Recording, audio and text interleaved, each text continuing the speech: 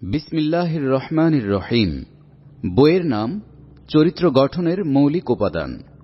রচনায় নঈম সিদ্দিকী, অনুবাদ Abdul Mannan Talib, প্রকাশনায় ICS publication, Dhaka. প্রকাশকের কথা, ইসলামী সমাজ বিপ্লবের লক্ষ্যে পরিচালিত আন্দোলনে কর্মীদের চরিত্রই মুখ্য হাতিয়ার। সেই শানিত হাতিয়ার অর্জনের উপায়সমূহ সংক্ষিপ্ত অথচ সুন্দরভাবে আলোচিত হয়েছে এই বইটিতে। যারা ইসলামকে একটা জীবন ব্যবস্থা হিসেবে জীবনের সর্বস্তরে প্রতিষ্ঠিত করতে চায়, তাদের মধ্যকার প্রবল আগ্রহই আমাদেরকে বইটি পুনঃ প্রকাশে উৎসাহ দিয়ে যাচ্ছে বারবার। বইটি পড়ে তারা এর আলোকে চরিত্র গঠন করুক, এটাই আমাদের একান্ত কামনা। লেখক পরিচিতি: নঈম সিদ্দিকী উপমহাদেশের ইসলামী আন্দোলনের একজন প্রথম সারির নেতা। ২০ শতকের প্রথমার্ধে ব্রিটিশ শাসিত ভারতীয় উপমহাদেশে ইসলামী রাষ্ট্র প্রতিষ্ঠার অঙ্গীকার নিয়ে আল্লামা সৈয়দ আবুল আলা মওদুদীর আহ্বানে সর্বপ্রথম মুষ্টিমেয় যে কয়জন মুজাহিদ এগিয়ে আসেন এবং তাদের সার্বিক যোগ্যতা, সামর্থ্য ও প্রচেষ্টা ইসলামী আন্দোলনের বুনিয়াদ রচনায় নিয়োজিত করেন, নঈম সিদ্দিকী তাদের অন্যতম। আল্লামা সৈয়দ আবুল আলা মওদুদী প্রতিষ্ঠিত মাসিক তর্জমানুল কোরআন সম্পর্কে নিঃসন্দেহে বলা যায়, হিমালয়ান উপমহাদেশে ২০ শতকের ইসলাম ও ইসলামী আন্দোলনের ইতিহাস রচনার ক্ষেত্রে এর অবদান সর্বাগ্রে উল্লেখযোগ্য। সৈয়দ আবুল আলা মওদুদীর জীবদ্দশায় এবং তার ইন্তেকালের পরও দীর্ঘকাল নঈম সিদ্দিকী এ আন্তর্জাতিক পত্রিকাটির সম্পাদনায় নিয়োজিত থাকেন এবং অত্যন্ত যোগ্যতার সাথে নিজ দায়িত্ব পালন করেন। উপমহাদেশে ইসলামী আন্দোলনের সূচনার পর এখানে সামাজিক, রাজনৈতিক, অর্থনৈতিক, সাহিত্য, সংস্কৃতি ইত্যাদি বিভিন্ন অঙ্গনে যে বিভিন্ন প্রকার পরিবর্তন সূচিত হয় তা সার্বিকভাবে উল্লেখযোগ্য। বিশেষ করে সাহিত্য অঙ্গনে এ সময় মার্ক্সবাদী ভাবধারার অনুপ্রবেশ ঘটেছিল ব্যাপকভাবে। উর্দু, হিন্দি, বাংলা ইত্যাদি বড় বড় ভাষাগুলোর সাহিত্য অঙ্গন মার্ক্সবাদী সাহিত্যিকদের ধর্মবিদ্বেষ ও শ্রেণী সংগ্রামে উচ্চকিত হয়ে উঠেছিল। তারা তাদের সাহিত্যের নাম দিয়েছিল প্রগতিবাদী সাহিত্য। সেক্ষেত্রে ৪০-এর দশকেই নঈম সিদ্দিকীর কবিতায় ও গল্পে ধ্বনিত হয় সাহিত্যে প্রগতিবাদের নামে সার্বিক নৈরাজ্যের বিরুদ্ধে ইসলামের মানবিক নৈতিকতাবাদ। এ সময় উর্দু কবিতায় ও তথা সাহিত্যে তিনি ইসলামের জিহাদি ও আন্দোলনমুখী চরিত্রের একটি জোয়ার সৃষ্টি করেন। তার সাথে একদল কবি ও সাহিত্যিক এগিয়ে এসে এ ধারাকে পরিপুষ্ট করেন। তাদের এ ধারা ইসলামী আদব তথা ইসলামী সাহিত্য নামে অভিহিত হয়। এ ধারার পৃষ্ঠপোষকতা করে নঈম সিদ্দিকীর প্রতিষ্ঠিত মাসিক পত্রিকা চেরাগে রাহ। তিনি সুদীর্ঘকাল এ পত্রিকাটি সম্পাদনা করেন। নঈম সিদ্দিকী একাধারে কবি, ঔপন্যাসিক, গল্পকার, প্রাবন্ধিক, গবেষক। তবে পরবর্তীকালে ইসলামী মননশীল ও গবেষণামূলক প্রবন্ধ সাহিত্য রচনায় তিনি আত্মনিয়োগ করেন। এ পর্যায়ে মহানবী সাল্লাল্লাহু আলাইহি ওয়াসাল্লামের সিরাতের ওপর লেখা তার মুহসিনে ইনসানিয়াত নামক বিশাল সিরাত গ্রন্থটি বিপুল জনপ্রিয়তা অর্জন করে। এতে নবী সাল্লাল্লাহু আলাইহি ওয়াসাল্লামের সমগ্র জীবন ও কর্মকাণ্ডের আন্দোলন মুখরতা এবং অন্যায়ের বিরুদ্ধে ন্যায়ের ও বাতিলের বিরুদ্ধে সত্যের সংগ্রামকে তিনি বিপুলভাবে উচ্চারিত করেন। চরিত্র গঠনের মৌলিক উপাদান পুস্তিকাটি নঈম সিদ্দিকের লেখা একটি বিশেষ প্রবন্ধ, যা ২০ শতকের ৬০ দশকের প্রথম দিকে উর্দুতে লাহোর থেকে প্রকাশিত হয় এবং ৬০-এর দশকেই বাংলায় অনূদিত ও প্রকাশিত হয়। মূল উর্দু প্রবন্ধটির নাম ছিল তামিরে সিরাতকে লাওয়াজিম। আব্দুল মান্নান তালিব, ১৭/৯/২০০০। পৃষ্ঠা ৭। চরিত্র গঠনের মৌলিক উপাদান। মানুষের তৎপরতা যত বৃদ্ধি পায়, যত অধিক গুরুত্ব অর্জন করে, সেখানে শয়তানের হস্তক্ষেপও ততই ব্যাপকতর হতে থাকে। এদিক দিয়ে বর্তমান যুগ উল্লেখযোগ্য বৈশিষ্ট্যের অধিকারী। এ যুগে একদিকে পাশ্চাত্যের বস্তুবাদী ও স্বার্থপূজারী সভ্যতা আমাদের জাতির নৈতিক পতনকে চরম পর্যায়ে উপনীত করেছে, অন্যদিকে চলছে সমাজতন্ত্রের নাস্তিক্যবাদী চিন্তার হামলা। এ হামলা আমাদের জাতির মৌলিক ঈমান আকিদার মধ্যে সন্দেহ সংশয় সৃষ্টি করেছে। এর ফলে ইসলামের সাথে জাতির গভীর প্রেম প্রীতিময় সম্পর্কের ভিত্তি নড়ে উঠেছে। বিপর্যয় ও অনিষ্টকারিতার সিপাহসালার শয়তান বলেছিল, আমি হামলা করার জন্য এদের অর্থাৎ মানবজাতির সামনে থেকে আসব, পেছন থেকে আসব, ডান দিক থেকে আসব, বাম দিক থেকে আসব।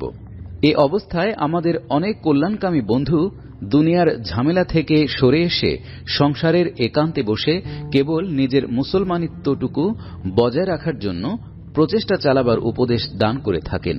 অবশ্য এ অবস্থার মধ্যে অবস্থান করা মামুলি ব্যাপার নয়। সাধারণ অবস্থায় প্রত্যেক সৎ ব্যক্তি নৈতিকতার আদর্শকে কায়েম রাখে, কিন্তু নৈতিক উশৃঙ্খলার প্রবল বার্তা পরিবেষ্টিত হয়ে উন্নত নৈতিক বৃত্তির উপর প্রতিষ্ঠিত থাকা চারটিখানি কথা নয়। সূরা আল আরাফ আয়াত 17, পৃষ্ঠা 8। কিন্তু কিছু সংখ্যক লোক যদি মহামারী আক্রান্ত এলাকা থেকে দূরে অবস্থান করে নিজেদের স্বাস্থ্যোন্নতির কাজে ব্যাপৃত থাকে এবং নিশ্চিন্তে মহামারীকে নৈতিক মৃত্যুর বিভীষিকা চালিয়ে যাওয়ার ব্যাপক অনুমতি দান করে, তাহলে আমাদের মতে এর চাইতে বড় স্বার্থপরতা আর হতে পারে না। মাজারের নিকট যে সকল মূল্যবান প্রদীপ ও স্বর্ণ নির্মিত বাতিদান অযথা আলোক বিচ্ছুরণ করে, অথচ তাদের সন্নিকটে বনে জঙ্গলে মানুষের কাফেলা পথভ্রষ্ট হয়ে দস্যু হস্তে লুণ্ঠিত হয়, সেই প্রদীপ ও বাতিদানের অস্তিত্ব অনস্তিত্ব যেমন সমান মূল্যহীন, ঠিক তেমনি যে ঈমান, ইসলাম ও তাকওয়া চতুষ্পার্শ্বের পরিবেশকে আলোকিত করার জন্য কর্মক্ষেত্রে ঝাঁপিয়ে পড়ার পরিবর্তে বিরোধী শক্তির ভয়ে মসজিদে আশ্রয় খুঁজে ফেরে, তা হৃদয় মনের জন্য নিছক স্বর্ণালঙ্কার বই আর কিছুই নয়। চরিত্রের যে মূলধনকে ক্ষতির আশঙ্কায় হামেশা সিন্দুকের মধ্যে তালাবদ্ধ করে রাখা হয় এবং যা হামেশা অনুৎপাদক আনপ্রোডাক্টিভ অবস্থায় বিরাজিত থাকে, সমাজ জীবনের জন্য তার থাকা না থাকা সমান। মুসলমান নারী পুরুষ এবং মুসলিম দলের নিকট চরিত্র ও ঈমানের কিছু মূলধন থাকলে তাকে বাজারে আবর্তন তথা সার্কুলেশন করার জন্য ছেড়ে দেওয়া উচিত। তারপর মূলধন নিয়োগকারীদের মধ্যে যোগ্যতা থাকলে সে মূলধন লাভসহ ফিরে আসবে, আর অযোগ্য হলে লাভ তো দূরের কথা, আসল পুঁজিও মারা পড়বে। কিন্তু বাজারে আবর্তিত হতে থাকার মধ্যেই পুঁজির সার্থকতা। অন্যথায় যত অধিক পরিমাণ পুঁজি জমা করা হোক না কেন, তা পুরোপুরি ব্যর্থ হতে বাধ্য। ইসলামী আন্দোলনের কর্মীগণ যখন তাদের চরিত্র ও ঈমানের ন্যূনতম পুঁজি এ পথে নিয়োগ করার সিদ্ধান্ত গ্রহণ করেছেন, তখন একে কেবল ক্ষতির হাত থেকে বাঁচাবার জন্যই নয়, বরং দেশ ও জাতির এবং আমাদের নিজেদেরকেও এ থেকে অধিকতর মুনাফা অর্জনের জন্য যাবতীয় ব্যবস্থা গ্রহণ করতে হবে। একজন স্বল্প পুঁজিদার ব্যবসায়ীর ন্যায় আমাদের রক্ত পানি করা উপার্জনকে ব্যবসায় খাটাবার ব্যাপারে পূর্ণ সতর্কতা অবলম্বন করা উচিত। এর পরিচালনা ও দেখাশোনার জন্য যাবতীয় উপায়ও অবলম্বন করা কর্তব্য। মহামারী আক্রান্ত এলাকায় জনগণের সেবা করার জন্য আমাদের নিজেদের স্বার্থ রক্ষার সম্ভাব্য সকল ব্যবস্থা করা প্রয়োজন। পৃষ্ঠা 9, আল্লাহর সাথে যথাযথ সম্পর্ক। আল্লাহর সাথে সম্পর্ক স্থাপনই হচ্ছে এ কঠিন পরীক্ষা ক্ষেত্রে আমাদের প্রথম ও প্রধান প্রয়োজন।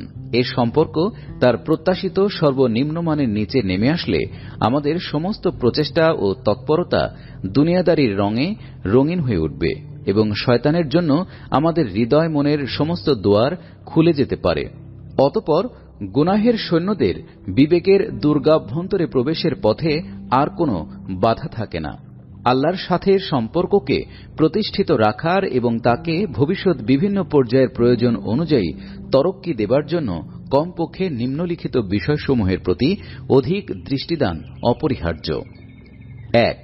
আল্লাহর অসীম অনুগ্রহে আমাদের আন্দোলনের সাথে ঘনিষ্ঠভাবে জড়িত কোনো কর্মী মৌলিক ইবাদতসমূহ পরিত্যাগ করেননি। কিন্তু কেবল ইবাদত অনুষ্ঠানই যথেষ্ট নয়, বরং এ ব্যাপারে পূর্ণ নিয়মানুবর্তিতা এবং এই সঙ্গে আল্লাহর ভয়ে ভীত হবার ও তার সম্মুখে নত ও বিনম্র হবার গুণাবলীও সৃষ্টি হওয়া উচিত। এ ব্যাপারে আমরা এখনো কাঙ্ক্ষিত মানের সবচাইতে নিচে অবস্থান করছি।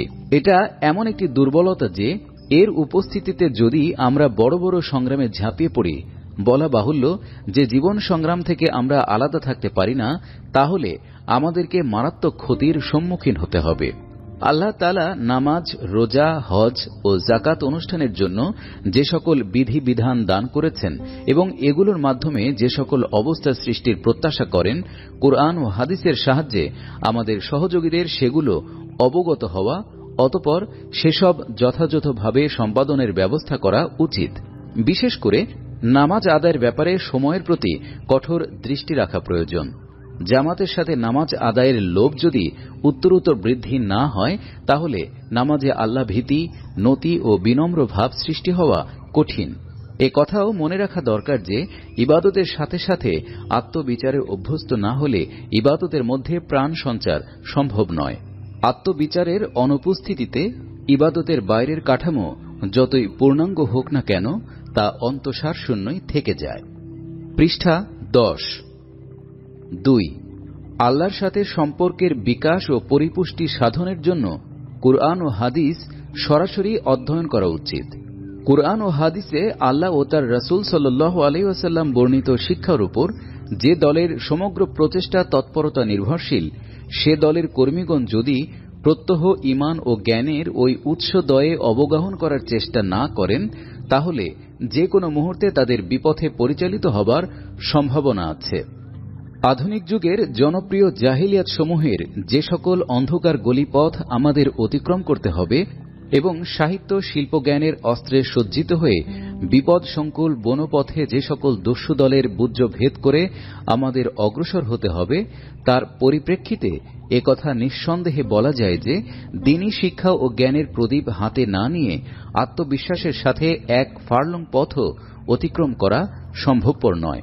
যে আদর্শ ও মতবাদ প্রতিষ্ঠার জন্য আমরা প্রচেষ্টারত, তার তাৎপর্য ও দাবিসমূহ সরাসরি তার আসল উৎস থেকে জানবার জন্য আমাদেরকে কিছু সময়, অন্তত আধা ঘন্টা বা 15-20 মিনিট ব্যয় করা উচিত।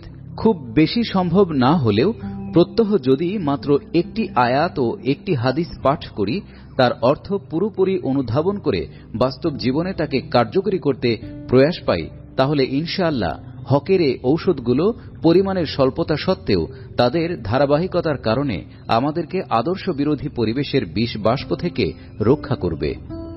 যে সকল বইপত্র কোরআন হাদিস বোঝার ব্যাপারে সাহায্য করে, বিশেষ করে ইসলামী আন্দোলনের বইপত্রগুলো নিয়মিতভাবে অধ্যয়ন করা উচিত।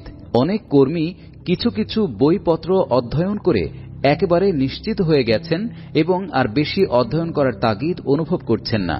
তারা মনে করেছেন যে তারা আন্দোলন ও সংগঠনকে পুরোপুরি বুঝে নিয়েছেন। পৃষ্ঠা 11। অথচ এটা তাদের নেহাত ভুল ধারণা, বই আর কিছুই নয়। কিছু কর্মী এমনও আছেন যারা কয়েক বছর আগে একবার যে বইগুলো পড়ে নিয়েছেন, সেগুলো পুনর্বার পড়ে নতুনভাবে প্রেরণা সৃষ্টি করার প্রয়োজন বোধ করেন না। অথচ সমস্ত বইপত্র পড়া এবং বারবার পড়া অত্যন্ত জরুরি। 3.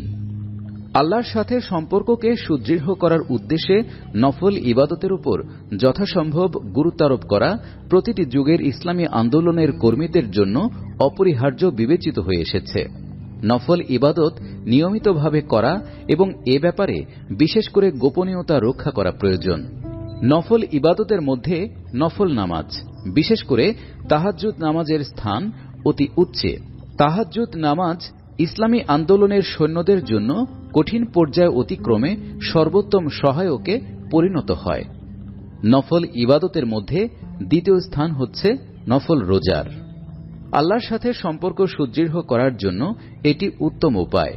মাসে 3 দিন রোজা রাখা সুন্নত, বরং 1 যুগ রোজা রাখার সমান। এছাড়াও হাদিসে বিশেষ বিশেষ দিবসে রোজা রাখাকে পছন্দনীয় বলে উল্লেখ করা হয়েছে। মোটামুটিভাবে এ ব্যাপারে নরম নীতি অবলম্বিত হয়েছে। প্রতি 10 দিনে বা প্রতি মাসে 1 দিন নফল রোজা রাখা যেতে পারে। নফল ইবাদতের মধ্যে আল্লাহর পথে অর্থ ব্যয় করার প্রেরণায় উদ্বুদ্ধ হয়ে নিজের উপার্জন তথা অর্থের একটি অংশ দিন প্রতিষ্ঠার কাজে নিয়োগ করার জন্য পৃথক করে রাখতে অভ্যস্ত হতে হবে। এছাড়া আমাদের আন্দোলনের মূলে পানি সিঞ্চন করার দ্বিতীয় কোনো পথ নেই, বরং এ কথা বলা অত্যুক্তি হবে না যে বর্তমানে কাজের এমন সব পর্যায় দেখা দিচ্ছে যেখানে হয়তো নিজেদের সৌন্দর্যোপকরণ সমূহ বিক্রি করে আমাদেরকে আল্লাহর দ্বীনের জন্য রসদ যোগাতে হবে। আমরা জানি আমাদের বন্ধুদের অধিকাংশই গরিব, মুষ্টিমেয় কয়েকজন মধ্যবিত্ত শ্রেণীর এবং পার্থিব স্বার্থ থেকে দূরে অবস্থানকারী। এ আন্দোলনের পেছনে ধনিক শ্রেণীর কোনো সমর্থন নেই। পৃষ্ঠা 12। এ অবস্থায় আমাদের সদস্য ও সমর্থকগণ যে পর্যায়ের আর্থিক কুরবানি করে বায়তুল মালকে বাঁচিয়ে রেখেছেন, কোনো পার্থিব স্বার্থভোগী দল তার নজির পেশ করতে পারবে না। কিন্তু আল্লাহ জানেন, নবী সাল্লাল্লাহু আলাইহি ওয়াসাল্লামের সাহাবাগণ আল্লাহর পথে অর্থ ব্যয় করার যে নজির উপস্থাপন করেছেন, আমাদের এ আর্থিক কুরবানি তার তুলনায় এখনো অনেক নিম্নমানের। চিন্তা করুন, বর্তমানে আমরা যে নাজুক পরিস্থিতির মধ্য দিয়ে অগ্রসর হচ্ছি, সেখানে যদি বায়তুল মালে প্রয়োজনীয় পরিমাণ খাদ্য সরবরাহ না হওয়ার কারণে আন্দোলনের শিরা উপশিরায় রক্ত সঞ্চালিত হতে না পারে এবং নিছক এতটুকুন কারণে আন্দোলন ব্যর্থ হয়ে যায়, তাহলে আল্লাহর নিকট আমরা কি জবাব দেব? তাই আমাদের আল্লাহর পথে অর্থ ব্যয় করার প্রেরণাকে আরও শক্তিশালী করতে হবে। 4. আল্লাহর সাথে সম্পর্কের জন্য সার্বক্ষণিক জিকির ও দোয়া হচ্ছে একটি মৌলিক প্রয়োজন। আল্লাহর নবী সাল্লাল্লাহু আলাইহি ওয়াসাল্লাম সংসার ত্যাগের ধারণা মিশ্রিত জিকিরের পরিবর্তে তার উম্মতকে দিবা রাত্রের প্রত্যেকটি কাজের জন্য অসংখ্য দোয়া ও জিকির শিখিয়েছেন। এগুলো যেন শয়নে, জাগরণে, চলাফেরায়, ওঠা বসায় তথা প্রত্যেকটি কাজে জারি থাকে। ঘুম থেকে ওঠার জন্য, ঘর থেকে বের হবার জন্য, ঘরের মধ্যে প্রবেশ করার জন্য, কোনো আনন্দ মুহূর্তে, কোনো দুঃখ কষ্টের সময়, কোনো ত্রুটি সাধিত হলে, কোনো কাজ শুরু করার জন্য, আজান শুনে, অজু করার সময়, হাঁচি দিলে, মুসলমান ভাইয়ের সাথে সাক্ষাৎ হলে, পানি পান করার সময়, অর্থাৎ ছোট বড় প্রত্যেকটি কাজে রাসূলুল্লাহ সাল্লাল্লাহু আলাইহি ওয়াসাল্লাম আল্লাহর জিকির ও তার নিকট দোয়ার জন্য বহু ছোট ছোট সুন্দর কথা শিখিয়েছেন। সজ্ঞানে ও সচেতন মনে এ কথাগুলি উচ্চারণ করার সময় মুসলমান নিজেকে তার প্রভু ও মালিক আল্লাহর সাথে সম্পর্কিত রাখে। আল্লাহকে ভুলে দুনিয়ার কর্মব্যস্ততার মধ্যে সে কখনো নিজেকে হারিয়ে ফেলে না।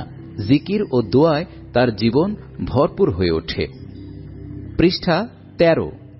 সকাল থেকে সন্ধ্যা পর্যন্ত সে কখনো সুবহানাল্লাহ, আল্লাহ সকল প্রকার দোষ ত্রুটি, ক্ষতি, স্বল্পতামুক্ত, পাক পবিত্র, কখনো আলহামদুলিল্লাহ, সমস্ত প্রশংসা একমাত্র আল্লাহর জন্য, কখনো আস্তাগফিরুল্লাহ, আমি আল্লাহর নিকট ক্ষমা চাচ্ছি, কখনো লা হাওলা ওয়ালা কুওয়াতা ইল্লা বিল্লাহ, আল্লাহ ছাড়া অন্য কোনো শক্তি সহায় নেই, কখনো সাদাকাল্লাহু ওয়া রাসূলুহু, আল্লাহ ও তার রাসূল সত্য বলেছেন, কখনো রাব্বিক ফির ওয়ারহাম, হে আল্লাহ আমাকে ক্ষমা করো এবং আমার প্রতি রহম করো, কখনো আনতা ওয়ালিয়্যি ফিদ দুনিয়া ওয়াল আখিরা, হে আল্লাহ দুনিয়া ও আখিরাতে তুমি আমার একমাত্র বন্ধু, কখনো হাসবি আল্লাহু রাব্বি, আমার মালিক আল্লাহ আমার জন্য যথেষ্ট, কখনো নি'মাল মাওলা ওয়া নি'মাল ওয়াকিল, অর্থাৎ আল্লাহ আমার সর্বোত্তম বন্ধু ও শ্রেষ্ঠ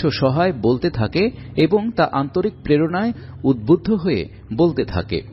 এইভাবে নিজের সর্বশক্তিমান মালিক ও প্রভুর সাথে সম্পর্ক স্থাপন করে সে প্রতি পদে পদে সেই মহান সর্বশক্তিধর সত্তার নিকট সৎকর্ম করার জন্য শক্তি, সময়, সুযোগ কামনা করে, তার নিকট থেকে পথের সন্ধান লাভ করে, কল্যাণ কামনা করে, শয়তানের তৎপরতার মোকাবেলায় তার নিকট আশ্রয় চায়, নিজের ভুল ত্রুটি সম্পর্কে অবহিত হয়ে তার নিকট ক্ষমা প্রার্থী হয়।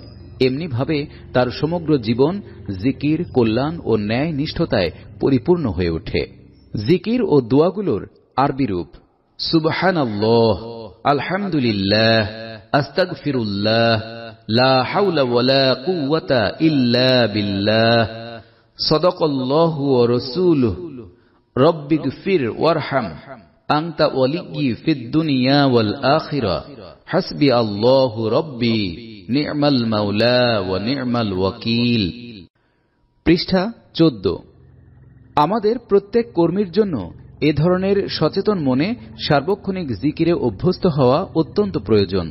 উপরন্তু প্রতি মুহূর্তে নিজের ঈমান, চরিত্র, সবর, তাওয়াক্কুল, সংযম ও নিয়মানুবর্তিতার দৃঢ়তা ও শক্তি বৃদ্ধির জন্য দোয়া করা উচিত। এর শক্তি যে কোনো সংগ্রামে অত্যন্ত প্রভাবশালী প্রমাণিত হতে পারে। বলা বাহুল্য যে জিকির ও দোয়া সচেতন মনের অভিব্যক্তি নয়, যার সাথে মানসিক অবস্থার যোগ নেই, যা আল্লাহর উপস্থিতির অনুভূতিহীন, যা প্রদর্শনেচ্ছার কলুষযুক্ত এবং নিছক স্নায়বিক ব্যায়ামের পর্যায়ভুক্ত, তা থেকে আকাঙ্ক্ষিত ফল লাভ সম্ভব নয়। কাজেই জিকির দোয়া চিন্তা ও চেতনার সাথে হওয়া উচিত এবং সাথে সাথে প্রদর্শনেচ্ছা থেকেও মুক্ত হওয়া উচিত। সংগঠনের সাথে সম্পর্ক।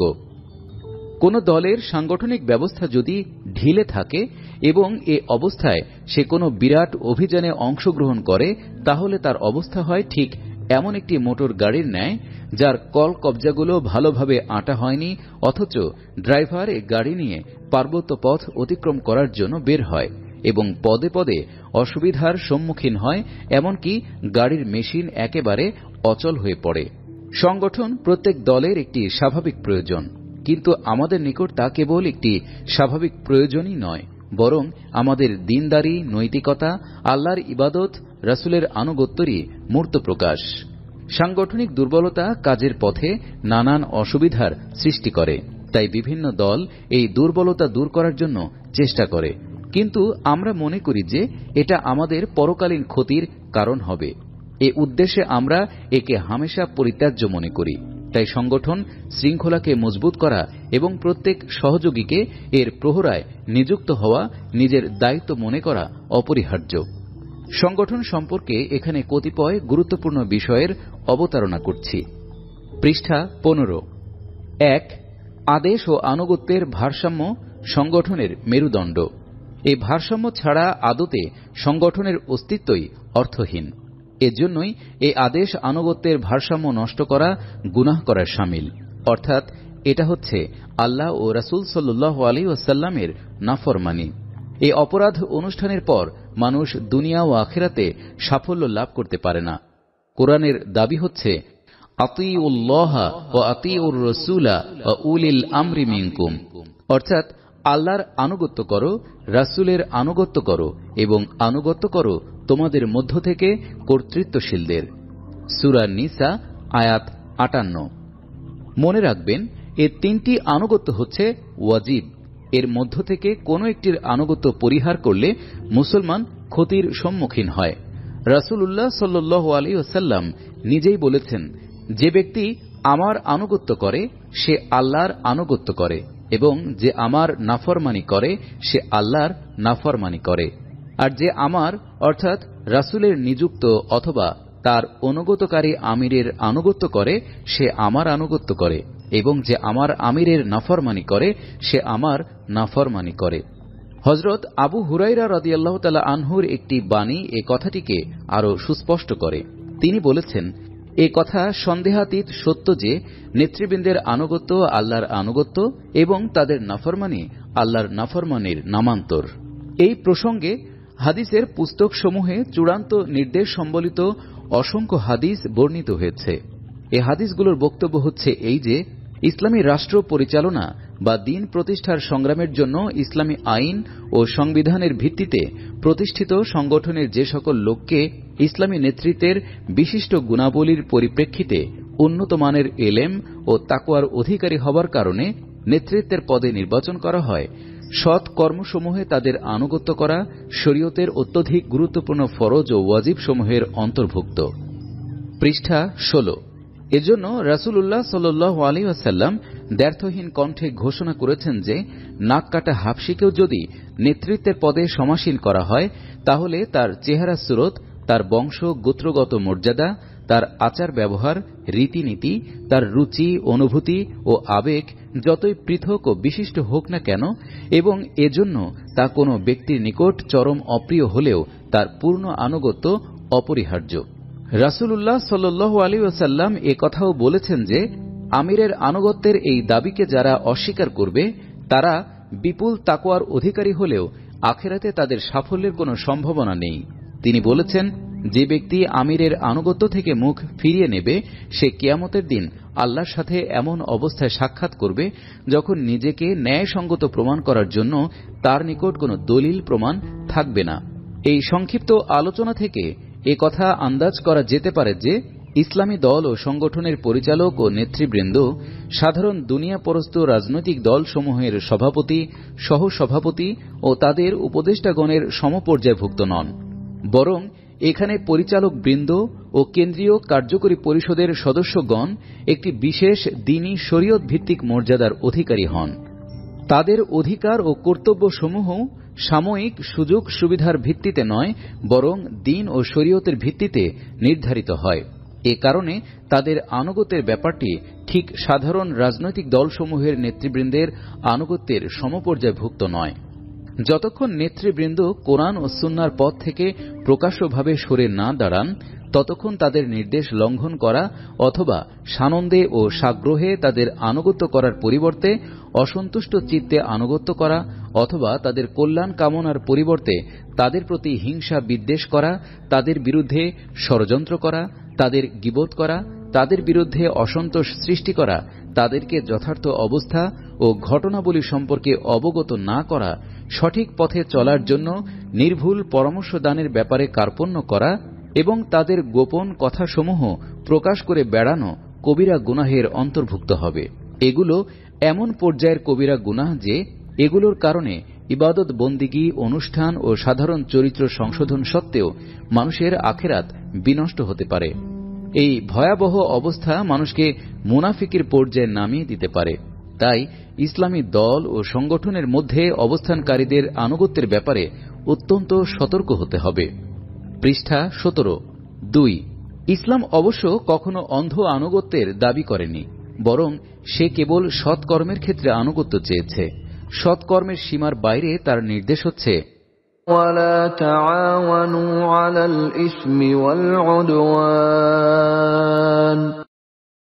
গুনাহ ও আল্লাহ নির্ধারিত সীমা লঙ্ঘনমূলক কাজে পরস্পরের সহযোগী হইও না। সূরা মায়েদা আয়াত 2। ইসলামী দল ও সংগঠনের অভ্যন্তরীণ তাগিদেই তার সদস্যবৃন্দকে দলীয় কার্যাবলীর প্রতি কঠোর দৃষ্টি রাখতে হবে এবং দলের পরিচালকগণকে সৎকর্মের সীমার বাইরে কদম রাখা থেকে বিরত রাখতে হবে। এ সম্পর্কে হযরত ওমর রাদিয়াল্লাহু তাআলা আনহু বলেছেন, বন্ধুগণ, তোমাদের কেউ যদি আমার নীতি বা কাজে বক্র দেখে, তাহলে আমার এই বক্রতাকে সোজা করে দেয়া তার কর্তব্য হয়ে দাঁড়াবে।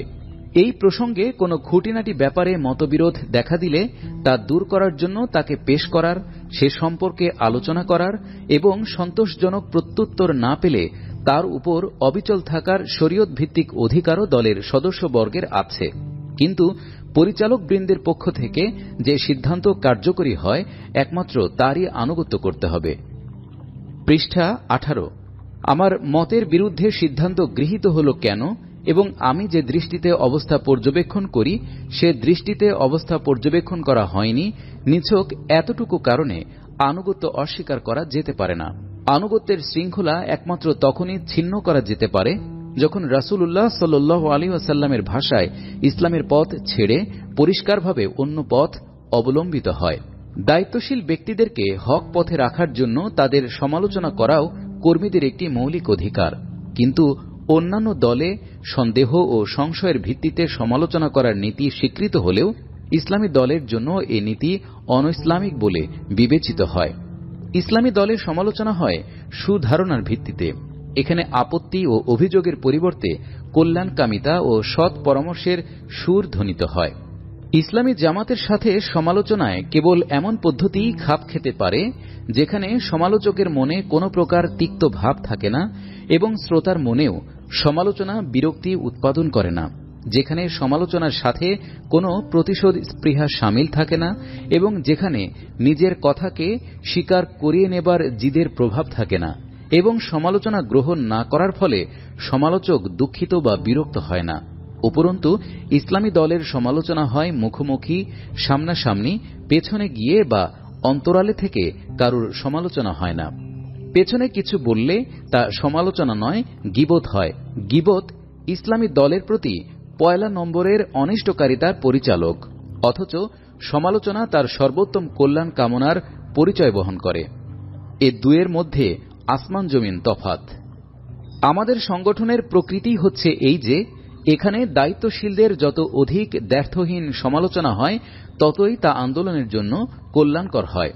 কিন্তু পরিচালকদের সম্পর্কে বিদ্রুপাত্মক শব্দ উচ্চারণ করা, তাদের মর্যাদার পরিপন্থী বাক্য ব্যবহার করে মনের ঝাল ঝাড়া, তাদের ব্যাপার নিয়ে ঠাট্টা তামাশা করা অথবা তাদের দুর্বলতা উল্লেখ করে আনন্দ উপভোগ করা অবশ্যই ইসলামী চরিত্র নীতির পরিপন্থী। পৃষ্ঠা 19। সমালোচনা অধিকারের উপর কোনো আইনের বাঁধন না থাকার কারণে তাকে একটি স্থায়ী কর্মে পরিণত করা, পরিচালকবৃন্দের প্রতিটি নির্দেশ, কর্ম ও সিদ্ধান্তের এবং তাদের প্রতিটি কথার সমালোচনা শুরু করে দেয়া এবং তাদের নির্দেশের পক্ষে পূর্ণাঙ্গ যুক্তি প্রমাণ পেশ করার দাবি করাও বিপর্যয়ের কারণ হয়ে দাঁড়ায়।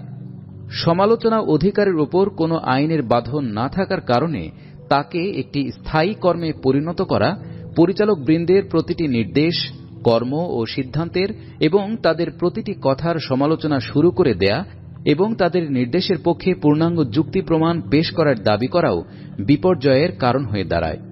এ অবস্থা সৃষ্টি হবার পর এক ব্যক্তি কোনো দায়িত্ব গ্রহণ করে একদিনও চলতে পারে না।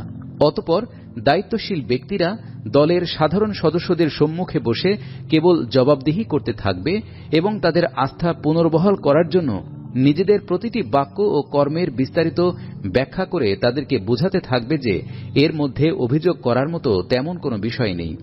এই কথাগুলি সম্মুখে রেখে চিন্তা করলে সহজেই উপলব্ধি করা যাবে যে দায়িত্বশীলদের সমালোচনার ব্যাপারে ন্যায়সঙ্গত পন্থা অবলম্বন করতে হলে যথেষ্ট সতর্ক হতে হবে।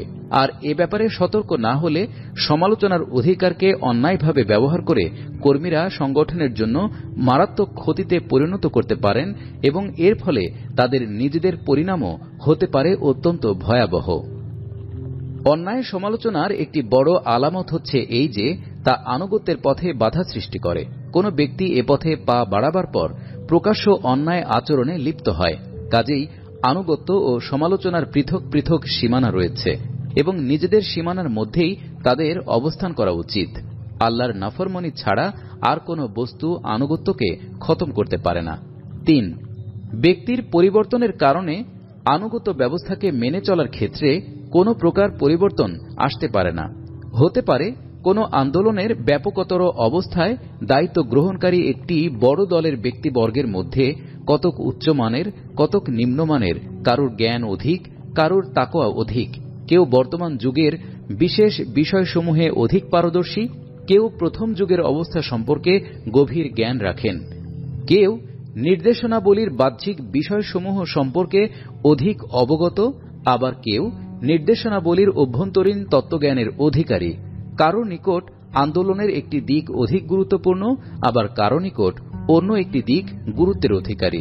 আবার এমনও হতে পারে যে কারুর মেজাজ একটু কঠোর, কারুর কোমল, কেউ অত্যধিক নিঃসংকোচ ভাবকে পছন্দ করেন, আবার কেউ একটু ভারিক্কি ধরনের গাম্ভীর্যপূর্ণ ব্যবহারে অভ্যস্ত, কেউ অত্যধিক বাকপটুতাকে পছন্দ করেন, আবার কেউ নীরবে কাজ করার পক্ষপাতী। পৃষ্ঠা 20। এছাড়াও পোশাক পরিচ্ছদ, আহার বিহার, চলাফেরা, উঠা বসা প্রভৃতি জীবনের বিভিন্ন ব্যাপারে বিভিন্ন ব্যক্তির রুচি বিভিন্ন হতে পারে। ব্যক্তিগত রুচি, প্রকৃতি ও প্রবণতা একটি দলীয় ব্যবস্থার সামগ্রিক নীতির ঐক্য সত্ত্বেও একটি বিশেষ পর্যায় পর্যন্ত নিজের কাজ করে থাকে। এই পার্থক্য ও বিভিন্নতার কারণে দায়িত্বশীল ব্যক্তিদের অবস্থার মধ্যে এমন কোনো পার্থক্য সূচিত হয় না যার ফলে তাদের আনুগত্যের অধিকারের মধ্যে কম বেশি করা যেতে পারে, এবং তাদের মধ্যে কোনো রদবদল হলে লোকেরা অনুসন্ধানে প্রবৃত্ত হতে পারে যে অমুক ব্যক্তির মধ্যে যে রুচি ও মননশীলতা ছিল তা অমুক ব্যক্তির মধ্যে নেই কেন। কোনো এক ধরনের ব্যবহার ও কর্মপদ্ধতিতে অভ্যস্ত হয়ে ওঠার পর যদি কোনো রদবদল অনুষ্ঠিত হয় তাহলে মনের মধ্যে অস্থিরতা দেখা দেয় এবং কর্মের গতি মন্থর হয়ে পড়ে। এই অনাসৃষ্টির দোয়ার বন্ধ করার জন্য রাসূলুল্লাহ সাল্লাল্লাহু আলাইহি ওয়াসাল্লাম হেদায়েত দিয়েছিলেন যে একজন নাক কাটা হাবশীকেও যদি তোমাদের ইমাম করা হয় তাহলে তার নির্দেশ শ্রবণ করো এবং তার প্রতি পূর্ণ আনুগত্য করো। এক্ষেত্রে তার চেহারা সুরত, লেবাস, পোশাক, রুচি প্রকৃতির দিকে দৃষ্টিপাত করো না। দায়িত্বশীলদের ব্যক্তিগত রুচি প্রকৃতি সকল দিক দিয়ে অনুগতদের চাহিদা অনুযায়ী হবে, এই বিষয়টির উপর শরীয়ত আনুগত্যকে নির্ভরশীল করেনি। ইসলামী আন্দোলন ব্যক্তিত্বের চতুর্দিকে আবর্তিত হয় না, বরং এ আন্দোলন একসময় রাসূলুল্লাহ সাল্লাল্লাহু আলাইহি ওয়াসাল্লামের নেতৃত্বে চলতে থাকে এবং অন্য সময় হযরত আবু বকর সিদ্দিক রাদিয়াল্লাহু তাআলা আনহু এর নেতৃত্বে। পৃষ্ঠা 21। কোরআনের এ বাণী সূরা আল ইমরান আয়াত 144। অর্থাৎ মুহাম্মদ সাল্লাল্লাহু আলাইহি ওয়াসাল্লাম একজন রাসূল মাত্র ছিলেন, তার পূর্বে আরো বহু রাসূল অতিক্রান্ত হয়েছেন। যদি তিনি মরে যান বা নিহত হন, তাহলে কি আবার তোমরা পেছনের দিকে ফিরে যাবে? এই আয়াত উচ্চারণ করে অগ্রসর হন এবং আন্দোলনের নেতৃত্ব গ্রহণ করেন। তারপর হযরত উমর রাদিয়াল্লাহু তাআলা আনহু এর ন্যায় কঠোর হৃদয়ের ব্যক্তি নেতৃত্ব লাভ করেন। অতঃপর হযরত উসমান রাদিয়াল্লাহু তাআলা আনহু এর মতো কোমল হৃদয়ের সহনশীল ব্যক্তি এ দায়িত্ব গ্রহণ করেন। তারপর হযরত আলী রাদিয়াল্লাহু তাআলা আনহু তার বিশেষ গুণাবলী সহ এ আন্দোলনের নেতৃত্ব দান করেন। এই সমস্ত হাত বদলের মধ্যে অবশ্যই আনুগত্য ব্যবস্থার অপরিহার্যতা বহাল থাকে এবং এ ব্যবস্থা ভঙ্গ করা হামেশা কবিরা গুনাহের অন্তর্ভুক্ত থাকে। পৃষ্ঠা 21। মনে রাখবেন, আমাদেরকে ব্যক্তিত্বকে সম্মুখে রেখে শৃঙ্খলার আনুগত্য করার জন্য নয়, বরং শরীয়ত বিভিন্ন দায়িত্বকে যে মর্যাদা দান করেছে তাকে সম্মুখে রেখে শৃঙ্খলার আনুগত্য করা।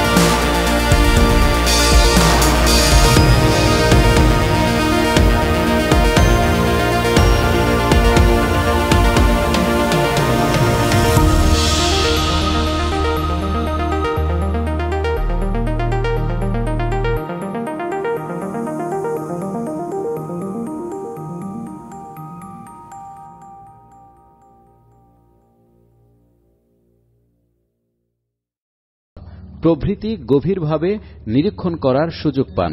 কাজেই তাদের অনেক দোষ ত্রুটি, দুর্বলতা, গলদ তাদের সম্মুখে থাকে। হয়তো কেউ কর্তব্য পালনে গাফিলতি করেছে, কেউ আন্দোলনের বিরোধীদেরকে কোনো অপ্রীতিকর কথা বলেছে, কেউ ত্রুটিপূর্ণ আবেগ প্রকাশ করেছে, কেউ সর্বসমক্ষে অত্যন্ত গুরুত্বপূর্ণ গোপন কথা প্রকাশ করে দিয়েছে, কেউ নিজের সহযোগী বা অন্যের সাথে অন্যায় আচরণ করেছে, কেউ গীবত করেছে, কেউ কারোর বিরুদ্ধে অভিযোগ করেছে। পৃষ্ঠা 24। এ সমস্ত বিষয় সামনে থাকার কারণে মানুষের মনে কুধারণা, তিক্ততা ও বিরক্তি সৃষ্টি না হয়ে পারে না। এ ধরনের দুর্বলতা দেখে ধীরে ধীরে দায়িত্বশীল ব্যক্তিদের মন বিশেষ বিশেষ ব্যক্তিদের সম্পর্কে এবং নিজেদের সমগ্র দলটি সম্পর্কেও তিক্ত হয়ে ওঠে। তখন কঠোর কিন্তু কর্কশ ব্যবহার ও কথাবার্তার মাধ্যমে এক ধরনের বিরক্তি ফুটে উঠতে থাকে। এর ফলে মন ভেঙে যায়, সন্দেহ সংশয়ের পরিধি বেড়ে যায় এবং কর্তৃত্ব ও আনুগত্যের বাঁধন ঢিলে হতে থাকে। পূর্বোল্লেখিত আয়াতটি এ ব্যাপারে সতর্কবাণী উচ্চারণ করে। এর মাধ্যমে কর্তৃত্বশীলদেরকে শিক্ষা দেওয়া হয়েছে, নিজের সহযোগীদের দুর্বলতাগুলি দেখো এবং সেগুলি মাফ করে দাও। এজন্য মনকে কলুষিত করো না এবং নিরাশ হও না, কারণ বিভিন্ন মানুষের মধ্যে বিভিন্ন প্রকার দুর্বলতা আছে। অনেক প্রচেষ্টা, মেহনতের পর ধীরে ধীরে এগুলি দূরীভূত হয়। কেবল তাদেরকে মাফ করে দেয়াই যথেষ্ট নয়, বরং স্নেহপ্রীতির তাগিদে অনুপস্থিতিতে তাদের জন্য আল্লাহর কাছে মাগফিরাত চাইতে হবে। এটি হচ্ছে পারস্পরিক প্রীতির সম্পর্ক শক্তিশালী করার সর্বোত্তম উপায়। গ। আর বিভিন্ন বিষয়ে তাদের সাথে পরামর্শ করো। নির্দেশের পরিপ্রেক্ষিতে দায়িত্বশীল ব্যক্তিদের সময়ে সময়ে এবং প্রয়োজন বশত নিজেদের বিভিন্ন সহযোগীর সাথে তাদের বুদ্ধি, বিচক্ষণতা, জ্ঞান ও তাকওয়া অনুযায়ী পরামর্শ করা উচিত। পরামর্শের মাধ্যমে পারস্পরিক আস্থা বৃদ্ধি পায়, সন্দেহ সংশয় দূরীভূত হয় এবং সিদ্ধান্তকে কার্যকর করা সহজ হয়। পরামর্শ করা অবশ্যই ফরজ।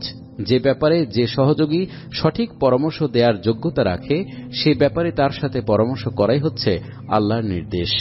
প্রত্যেক ব্যাপারে প্রত্যেক ব্যক্তির সাথে পরামর্শ করা জরুরি নয়, বরং যে ব্যক্তির সাথে পরামর্শ করা সঙ্গত তার সাথে অবশ্য সে ব্যাপারে পরামর্শ করা উচিত।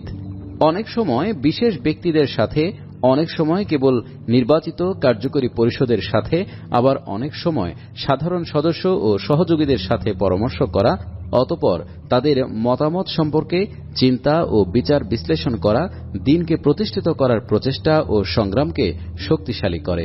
উপরন্তু এর সাহায্যে দলীয় সংগঠন মজবুত হয়, পরামর্শের মাধ্যমে বিভিন্ন মন মস্তিষ্কের মিলন ঘটে, তাদের মধ্যে ঐক্য সংস্থাপিত হয় এবং তারা বিভিন্ন বিষয়ে গৃহীতব্য সিদ্ধান্তকে কার্যকরী করার প্রস্তুতি গ্রহণ করে।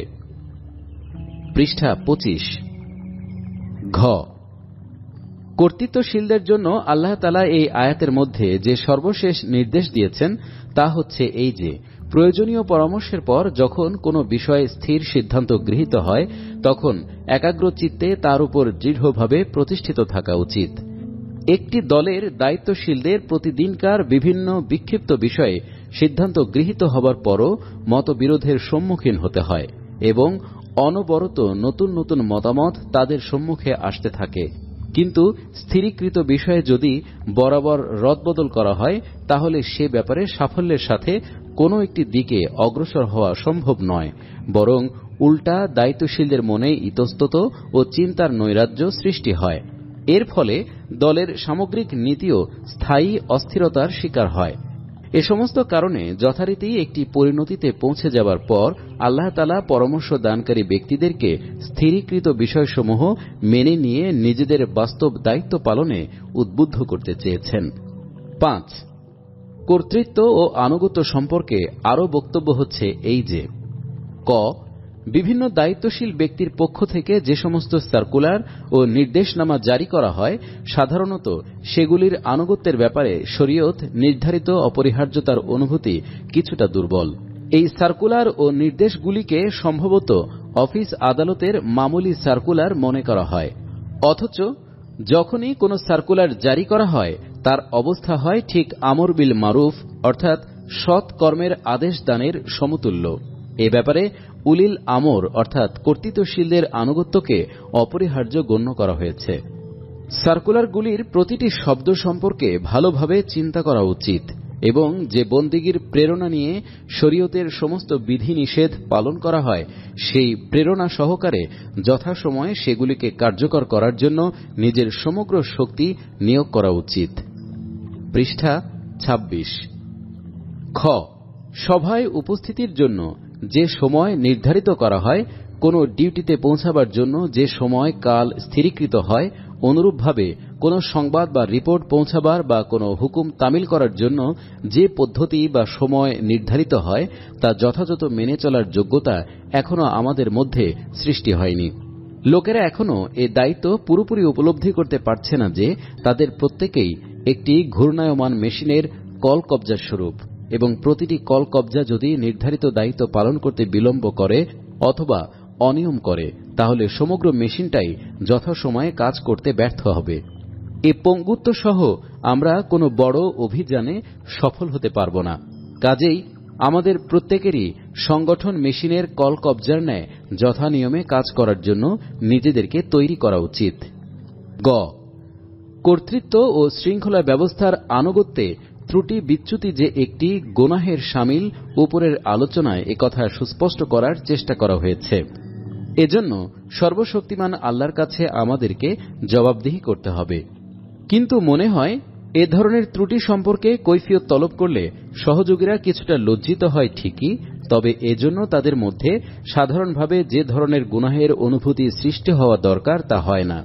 দলীয় শৃঙ্খলার আনুগত্যে ত্রুটি করা, মিথ্যা বলা, কাউকে গালি দেয়া, ওয়াদা ভঙ্গ করা, কারোর অধিকার আত্মসাৎ করা, চুরি করা, গীবত করা, মিথ্যা সাক্ষী দেয়া এবং এ ধরনের অন্যান্য বড় অপরাধের চাইতে কম পর্যায়ের নয়।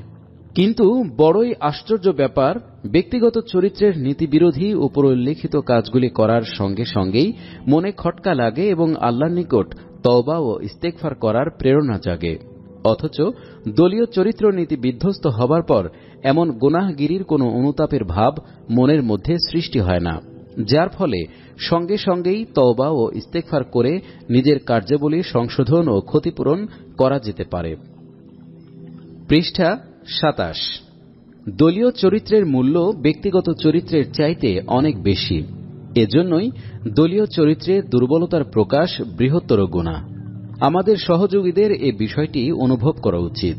আর যদি সংগঠন কর্তৃক অর্পিত কোনো দায়িত্ব সম্পাদন করতে, কোনো কাজের জন্য সময় বের করতে, কোনো নির্দিষ্ট স্থানে যথাসময়ে পৌঁছাতে অথবা অন্যদিকে দায়িত্বশীলদের অধিকার আদায় করতে, তাদের কল্যাণ কামনার দাবি পূরণ করতে, সঠিক সমালোচনা পদ্ধতি অবলম্বন করতে, পরামর্শ ও তথ্য দান করতে, গোপনীয়তা রক্ষার অধিকার আদায় করতে বা দায়িত্বশীলদের নির্দেশ যথাযথভাবে পালন করতে কোনো প্রকার ত্রুটি করে, তাহলে এমনই ধরনের প্রত্যেকটি ত্রুটির জন্য আমাদের মনে চরম লজ্জানুভূতি সৃষ্টি হওয়া প্রয়োজন। এমন লজ্জানুভূতি সৃষ্টি হবে যা আমাদের তওবা ইস্তেগফারের দিকে ঝুঁকিয়ে দেবে, রব্বুল আলামিনের সম্মুখে আমাদের দীনতার শির নত করে দেবে। সংশ্লিষ্ট কর্তৃত্বশীল বা সহযোগীদের নিকট ওজর পেশ করা ও ক্ষমা চাওয়ার জন্য আমাদের মধ্যে অধিকতর কর্মতৎপরতা সৃষ্টি করবে এবং আমাদের আল্লাহর পথে অর্থ ব্যয় করার প্রেরণা জাগাবে। আমাদের মধ্যে এ গুণ সৃষ্টি না হলে ইসলাম নির্ধারিত পথে নিজেদের সংগঠন ও শৃঙ্খলার বিকাশ সাধনও আমাদের পক্ষে সম্ভব নয়। ঘ। কর্তৃত্ব ও আনুগত্যের উপরোল্লিখিত দাবিসমূহ পূরণ করার জন্য নিছক আবেদন বা কতিপয় গণতান্ত্রিক ও শাসনতান্ত্রিক ধারা যথেষ্ট নয়, বরং একমাত্র সহযোগীদের দায়িত্বানুভূতি এ দাবিগুলির পূর্ণতার ধারক হতে পারে। যদি প্রত্যেক সহযোগী আন্দোলনের সাথে সম্পর্ক কায়েম করে মুমিনদেরকে সাক্ষী রেখে আল্লাহর নিকট যে অঙ্গীকার করেছে তা সব সময় মনের মধ্যে জাগরুক রাখে, তাহলে তাদের মাঝে এ দায়িত্বানুভূতি জাগ্রত থাকতে পারে। এই অনুভূতির তাগিদে প্রত্যেক সহযোগীকে একথা মনে রাখা দরকার যে সংগঠন শৃঙ্খলা হচ্ছে আল্লাহ ও তার রাসূলের পক্ষ থেকে একটি আমানত এবং তার সাথীদের ন্যায় তাকেও এর প্রহরায় ও রক্ষণাবেক্ষণে নিযুক্ত করা হয়েছে। পৃষ্ঠা ২৮। এটি একটি মহামূল্যবান আমানত এই আমানতটিকে অস্তিত্ব দান করার জন্য ইতিহাসের বিভিন্ন যুগের হাজার হাজার শক্তি কাজ করেছে এবং এর পেছনে বহু চিন্তা, গবেষণা, শ্রম, অর্থ, নিদ্রাহীনতা, প্রচেষ্টা, সংগ্রাম ও ত্যাগ রয়েছে। কাজেই কোনো ব্যক্তি যদি এই শৃঙ্খলার কোনো প্রকার দুর্বলতা সৃষ্টি করার চেষ্টা করে, তাহলে তার হস্তক্ষেপ থেকে এ আমানতকে রক্ষা করা প্রত্যেক সহযোগীর প্রাথমিক দায়িত্ব। এই দায়িত্ব সম্পাদনে যারাই ত্রুটি করবে, তারাই সেই পাহারাদারের ভূমিকা গ্রহণ করবে যে নিজের কাজে ফাঁকি দেয়। কাজেই সহযোগীদের উচিত এমন এক পরিবেশ সৃষ্টি করা এবং এমন একটি ঐতিহ্য সৃষ্টি করার জন্য অবিশ্রাম প্রচেষ্টা চালানো, যার ফলে শৃঙ্খলার ওপর প্রভাব বিস্তারকারী কোনো ক্ষতিকর বস্তু মাথা উঁচু করতে না পারে। আর কোনো অপ্রীতিকর বস্তু মাথা উঁচু করলেও যেখানে মাথা উঁচু করবে সেখানেই যেন তাকে ভালোভাবে দাবিয়ে দেয়া যায়। একমাত্র এ পদ্ধতিতেই কর্তৃত্বশালী ও আনুগত্যকারীরা স্ব স্ব স্থানে অবস্থান করে কোরআন ও সুন্নাহর দাবি অনুযায়ী অগ্রসর হতে পারে। সহযোগীদের সাথে সম্পর্ক। যে সমষ্টিগত পরিবেশে ব্যক্তিদের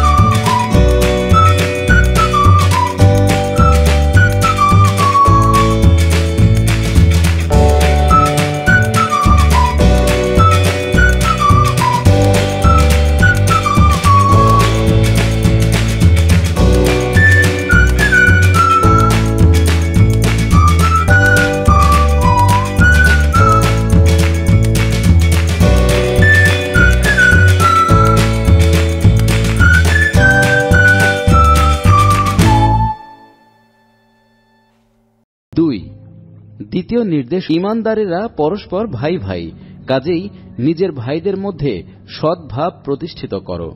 সূরা হুজুরাত আয়াত 10। এ নির্দেশটির উদ্দেশ্য অত্যন্ত পরিষ্কার। মুসলিম সমাজের সদস্যদের মধ্যে মানবিক দুর্বলতার কারণে যদি কখনো মনোমালিন্য, ঝগড়া বিবাদ দেখা দেয়, তাহলে ফিতনাকে আরো ফুলিয়ে ফাঁপিয়ে বড় করা অন্য ভাইদের কাজ নয়, বরং তাদের কাজ হচ্ছে সন্দেহ সংশয় দূর করা, বিবদমান পক্ষদ্বয়কে নিকটতর করা এবং উত্তেজনা প্রশমিত করার জন্য চেষ্টা চালানো, যার ফলে ভ্রাতৃত্বের সম্পর্ক পুনর্বহাল হতে পারে। কেননা এই ভ্রাতৃত্ব ছাড়া ইসলামী দলের শৃঙ্খলা কোনোদিন মজবুত হতে পারে না। পৃষ্ঠা দলের প্রতি বিদ্রূপ না করে, কেননা হতে পারে তারা এদের তুলনায় ভালো লোক, আর তোমাদের মেয়েরা যেন অন্য মেয়েদের বিদ্রূপ না করে, কেননা হতে পারে তারা এদের তুলনায় ভালো। আর তোমরা পরস্পরের দোষ খুঁজে বেরিও না, পরস্পরের জন্য অসম্মানজনক নাম ব্যবহার করো না। কেউ ঈমান আনার পর তাকে মন্দ নামে ডাকা গুনাহ। এসব কাজ থেকে যারা তওবা করে না তারা জালেম।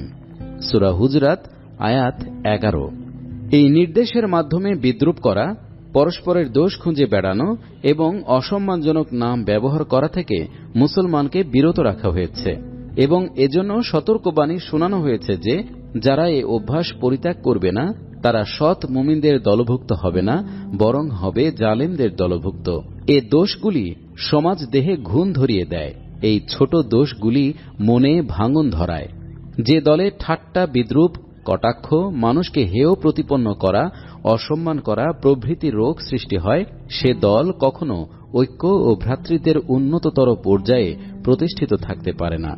আমাদের প্রত্যেক কর্মীর এই রোগসমূহ থেকে মুক্ত থাকার জন্য চেষ্টা করা উচিত। পৃষ্ঠা 31। ধারণা পোষণ থেকে বিরত থাকো, কেননা অনেক কুধারণা গুনাহের নামান্তর। অন্যের অবস্থা জানবার জন্য গোয়েন্দাগিরি করো না এবং কারোর গীবত করো না। তোমাদের কেউ কি নিজের মৃত ভাইয়ের গোশত খাওয়া পছন্দ করবে? না, তা করবে না, বরং তোমরা তা ঘৃণা করো। আল্লাহকে ভয় করো, নিশ্চয়ই আল্লাহ তওবা কবুলকারী ও দয়াময়। সূরা হুজুরাত আয়াত 12। এই আয়াতটির প্রথম দাবি হচ্ছে যে